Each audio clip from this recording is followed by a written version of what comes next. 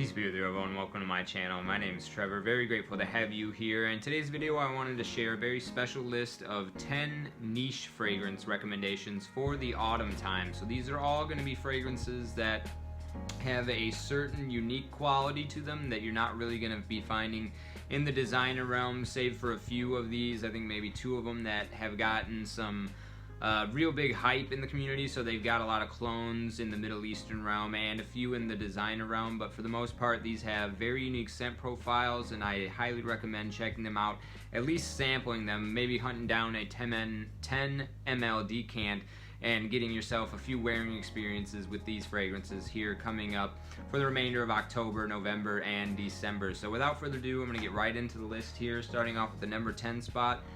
This is from the house of Floris. This is going to be Honey Oud. So if you've gotten your nose on the Shagaf Oud Asrak, which is a popular cheapie that's been going around as of late, it definitely runs in that same vein, a very nice woody honeyed fragrance. I've also heard that Montal's Honey Oud also runs in this same vein. However, this one brings to the table a very nice rose note, and the rose, the kind of sweet jammy rose that you get in at least this fragrance, as well as some of the other fragrances that are going to be mentioned in this list, really pop in the autumn time in that nice cool weather, or like the cool breeze of the autumn with the sometimes warm sun still intermingling with that cool breeze. Very beautiful. And then there's a very nice powdery texture that you get in this one as well. Floris is also a very well established regal type brand, and they always have high quality offerings. Sometimes you can find testers from this brand for a really affordable price as well, somewhere as low as like the $50 to $60 range. However, this particular fragrance does have an oud and a rose note in there, and they are high quality, I would say. So this one's going to run you about $120 at the discounters. First got recommended to this one by Courtney Ryan. Go check her channel out. She's not necessarily a fragrance channel, but she does do fragrance recommendations from time to time. This is a great one that I picked up off of her recommendation. This is Floris Honey Oud for the number 10 spot. Okay, moving into the number 9 spot. This is one that I got a lot of great wears out of this past September. Probably will reach for it a few more times here moving out through the remainder of the autumn, and it's actually probably, it's only available in a 50 ml bottle size, I believe. But that being said, you can pick these up for under $100, and that is Sultan Vetiver from Nishane. So the opening for this one really gives me a sensation of a very well polished wood. It almost reminds me of when you go out onto a basketball court in the school gymnasium, or one of those really well polished wooden floors on a skating rink. Kind of get that very nice shiny wooden vibe off the opening. Very cool and smooth. And then it kind of starts to dry down into something almost powdery in some sense, but keeps that very nice masculine clean vetiver throughout the entire wearing experience. Very long lasting as well, and a little bit of black pepper, I believe, to kind of give it some nice sort of nuance, some spicy nuance that makes this a great vetiver for the cooler weather in the autumn time, as opposed to some of the more soapy vetivers that you would be reaching for in the spring. Very, very beautiful stuff, very masculine, very easy to wear, and like I said, has a very nice polished, shiny kind of wood finish to it in my wearing experience. This is Nishane Sultan Vetiver, and like I said, you can find these 50 mLs for under the $100 mark. Okay, next is going to be the number 8 spot. So this one is, in terms of scent profile, very beautiful, very elegant. It is something that I'm not going to be reaching for as often, though. It's a little bit of a special occasion style fragrance for me. It has a little bit of a cola type vibe with a very nice powdery textural feel, so you can almost think of a very nice powdery fizzy at the same time, powdery and fizzy cola. This is Enigma from Roja Parfum. This is the Parfum Cologne concentration. Haven't gotten my nose on the original Parfum. I hear that one's very great too. Probably worth checking both of them out if you're going to be getting samples. But this also comes in Creation E as another name for this fragrance. I think the UK they're called Enigma, but in the US distributors they are marketed as Creation E, so they are the same fragrance. And like I said, this definitely has a nice powdery yet fizzy cola vibe to it. And again, something I only reach for more of the holiday atmosphere, something that I'm going to be wearing to a holiday dinner or something where I'm dressing up for. Not so much of a daily driver for me, at least. So good. Compared to some of the other fragrances that are going to be in this list. And if you get lucky, you can usually find these ones for under the $200 mark. I got mine for right around $180 on, I believe, Aura Fragrance. So definitely sample first. As I said, it's not the most versatile, at least in my experience. Something that's a little bit more of a special occasion, but very, very enjoyable wearing experience nonetheless, and definitely worth checking out from Roja. Probably my favorite that I've tried from the brand for the autumn time. Still want to get my nose on Diaghilev, but haven't gotten around to that yet. That one's pretty expensive, but this is a great cola style offering for the autumn time, and also the aesthetic of the bottle just goes very well with this time of the year, in my opinion. Okay, moving on to the number 7 spot, a recent addition to my collection and one that does have a lot of clones both in the Middle Eastern market and even the designer realm. This is going to be Tom Ford's Oud Wood. So this fragrance, I like this version, the original version. I do own Versace Oud Noir, which is a very great designer alternative to this. They basically smell identical. They definitely have the same DNA. This one, however, the original, has a little bit more of a cold touch to it. It's very, I don't want to say like metallic, but it definitely has this very cold aura about it, whereas the Versace Oud Noir and some of the other clones that I've tried lean a little bit more spicy, a little bit more warm, but the cold and dark quality about this is something that I really love. It's just plays very well into my own personal character, at least. I love that kind of cold edge to it. And like the cold darkness, but it's also complemented by a nice sweet touch as well. I think maybe the Brazilian rosewood is adding some of that sweetness here. Very nice juxtaposition of something sweet yet cold and dark at the same time. Makes it a nice complex fragrance, even though it's pretty simple, easy to wear, and a perfect signature scent, and also one that I've gotten a lot of good attention from ladies with. There's a reason that this one is, you know, kind of a classic in the community, and I would say I've heard that people complained about the recent formulations of it not having the greatest longevity. However, this one performs on me easily 7 hours during the day, and again, Aura Fragrance, I picked this 100 ml bottle up for probably about $180, $190, so keep your eye out for a good deal on this one. It's definitely worth checking out, maybe getting a sample, but I hear like the Maison Alhambra ones, haven't smelled those, but that they come pretty close. Shout out to Goldie Smellgood also. He said that he gets a little bit of an acrylic paint style accord out of this DNA, and I would totally agree. It definitely reminds me of just that acrylic arts and crafts style paint. So Tom Ford's Oud Noir, perfect signature scent and great niche fragrance for the autumn time. Okay, that was, I believe, the number 7 spot. Moving into the number 6 spot. This is another personal favorite of mine. I absolutely adore the imagery that this evokes, and it's from my favorite perfumer, Bertrand Duchefort. This is Penhaligon's Sartorial.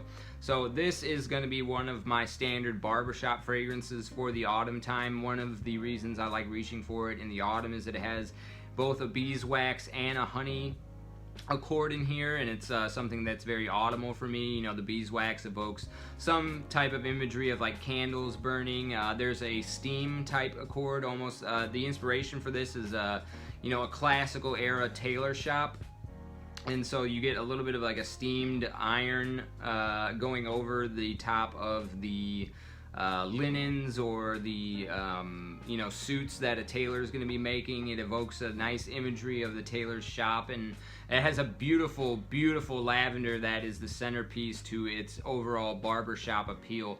Definitely one of the most beautiful sillages out of anything in this list. It just leaves this intoxicating trail and just so classy and so evocative of that Renaissance era, maybe not Renaissance era, but you know, like early 1800s, early 1900s, just more aesthetic, like how does Obi-Wan say, like a more sophisticated age. This definitely sort of evokes that style of atmosphere and character, and is just so delightful. I actually let one of my friends get his nose on this, and he said it almost brought him to tears. It's that beautiful of a composition. Luckily, I picked this up directly from Penhaligon's for $95 flat. They had a winter sale. It was unboxed. So keep your eye out, see if they've got anything like that going on moving forward. I think these are kind of hard to come by at the discounters, but I would be happy paying upwards of like $180 for this one as well. One of my favorite barbershops in my entire collection, and my, you know, it's right up there with my favorites for the autumn time. So this is the number 6 spot, Penhaligon Sartorial. Okay, moving into the top 5 here. This one is another rose fragrance. I feel a little bit constricted about recommending it because I do think it's overpriced. You should absolutely not pay full retail for this. It is way overpriced at full retail in my opinion, as most fragrances are, but this one's also incredibly difficult to come by at the discounters. Luckily, I got this for over 50% off of retail when I caught it up at a discounter, so maybe definitely scout around for it. Keep your eye open to see if it ever does show up. This is a limited edition flanker to another popular niche fragrance for the autumn time, African Leather, and this is African Rose. So I think, you know, like I said, this is a kind of a very rare fragrance. It's a limited edition. I don't know if it's limited edition, but I think it's very hard to get it outside of the Memo boutiques. And there's maybe only like 3 or 4 videos in English and like maybe 3 or 4 also in Spanish on this fragrance on YouTube right now. I think Cubano got his nose on this one, gave him the instant goosebumps, but it basically is kind of like in that Tom Ford's Noir de Noir DNA style, with the base of it being more of that nice buttery, leathery cardamom spiciness that you get from the original African Leather, but with an absolutely gorgeous rose. That kind of is more of like an opening mid thing, and then the dry down gets a little bit more into the classical African Leather DNA if you're familiar. But oh, so stunning, and it's definitely the most masculine version of the Noir de Noir DNA that I've gotten my nose on. You know, I've tried Club de Nuit, Intense Woman, and I've got a few other ones that are like in that vein.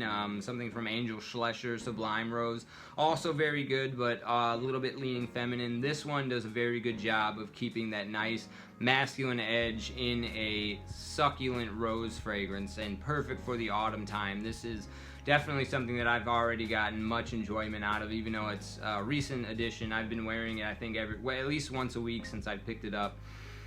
Stunning stuff, and definitely you can see why it gave Cuba the instant goosebumps. So keep your eye out for this one. Maybe try to get a sample if you can, but again, it's a pretty rare fragrance, but I had to include it in the list. This is Memo's African Rose.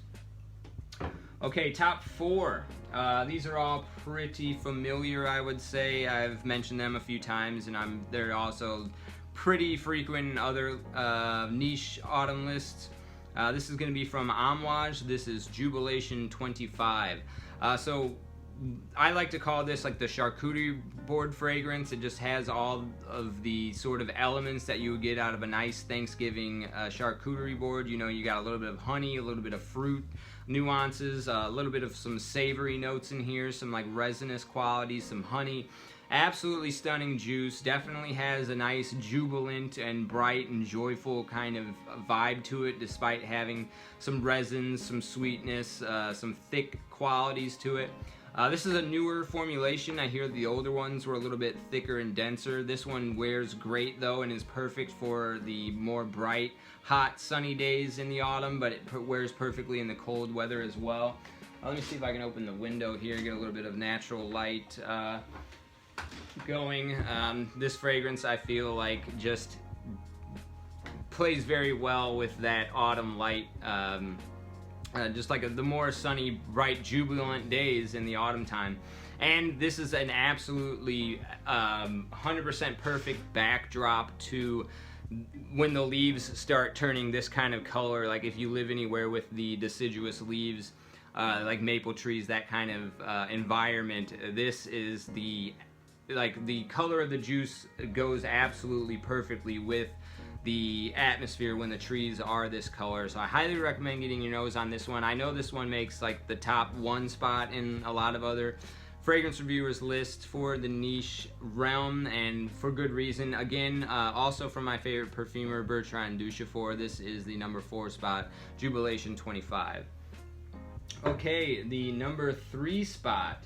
A darling favorite of mine, evokes some degree of scent memory from my early childhood. There's a unique hay note in here that reminds me of the sort of rural upbringing that I had. The city I've grown up in has developed a lot since then. It used to be all cornfield for as far as the eye could see. Now it's pretty much all paved out, like highways and things going on around, but this kind of brings me back to my roots in that respect. It's got a little bit of like a melancholic sort of darkness to it, but a nice sweet quality as well, with some tobacco, I believe some more honey, a nice powdery iris. So I think this might be the only iris fragrance in this niche list, and this is Serge Lutens Chergui. Also one of the more affordable fragrances in the list. You can pick these 100 mLs up. I think I got mine on Fragrance Net for like $113 or so. I think you can even get the 50 mLs for under 100. But stunning composition. That unique hay note gives it a textural feel that's I haven't smelled anywhere else in a fragrance.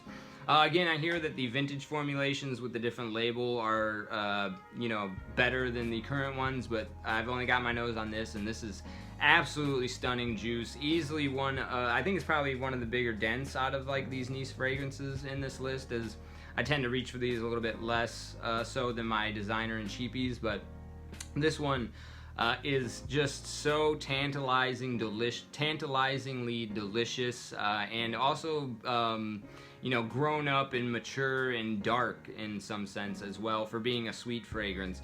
Highly recommend this one. It's just so well crafted and so unique.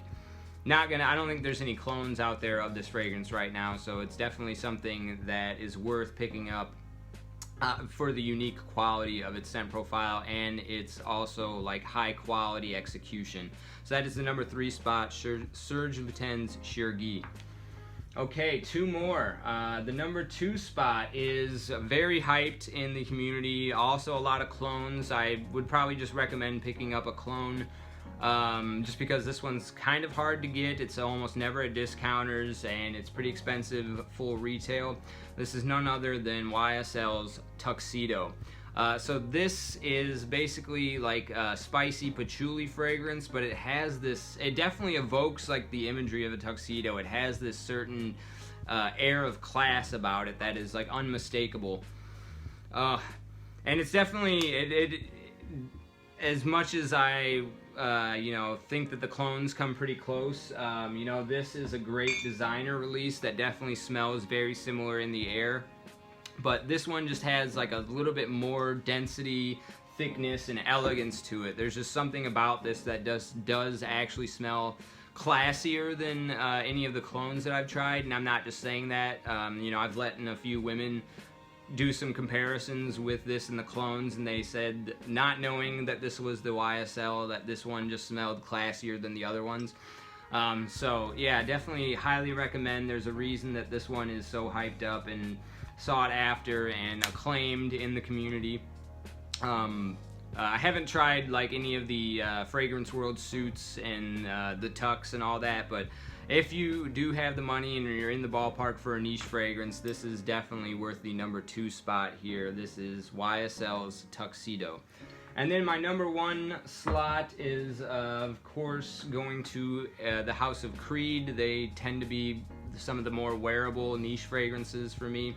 And this is going to be Royal Oud. It should be called Royal Cedar. It's dominantly a cedar fragrance. I don't get much oud, but it's got a very beautiful green powderiness in the mid that is like evocative of like a misty forest almost. And you get that cedar wood that gives it a absolutely stunning masculine presence, a little bit of like the powdery textural feel, stunning citruses to open it up. It's very sparkly, bright, three-dimensional, and you know, jovial almost in the opening. There's a great lemon note in the opening, a pink pepper going on in here. Absolutely, easily a signature scent. I wish I could afford to just keep replenishing this bottle because I would love to wear this all the time.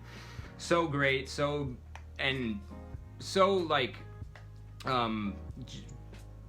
well built for the autumn. It just like evokes the imagery of the walking through, you know, an autumn trail and just like out, and you got the sun bursting in through and filtering in through the leaves. It's got like a brightness to it, but then also some like dense, woody, masculine, you know, old soul kind of vibe going on with this one. Definitely is worthy of the royal aspect of the name here, if not the oud part. Definitely it is a regal fragrance through and through, and my #1 pick for the autumn time in the niche realm. So that's my top 10 list. Let me know what your recommendations are for niche fragrances in the comment section down below. Looking to sample some moving forward, as well as kind of what I'm going to be trying out for 2024 as well. And as always, I really appreciate you sticking with me to the end of the video. I'll see you in the next one. Take care.